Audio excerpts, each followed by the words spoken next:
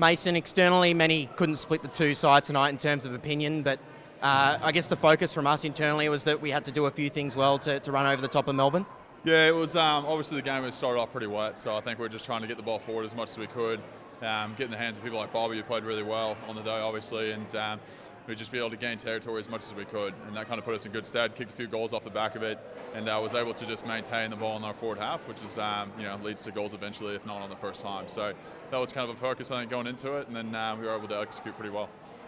And on you individually, Fly, said a lot in the last few weeks just around you and Darcy Cameron. When you're playing well together, that's us at our best. How did you find the challenge of Max Gawn tonight, and how did you combat that between the both of you? Yeah, he's a hell of a ruckman. Jeez Louise, the man can run forever. He can mark a ball too. So there's going to be a challenge between us. It was something kind of we shouldered the load between the two of us, and tried to get into him as much as we could whenever we could.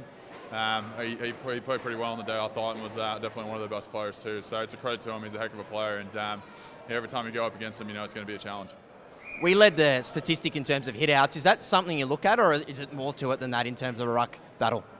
I don't really look at stats too much, but yeah, I think if we get our first hands on it, I think it was a bit of a grunt game, and be able to try to get inside ball and contest the ball, obviously with the wet and whatnot, and Melbourne's really good at that. So to be able to get first use, and then be able to get to our advantage was something we definitely would take advantage of.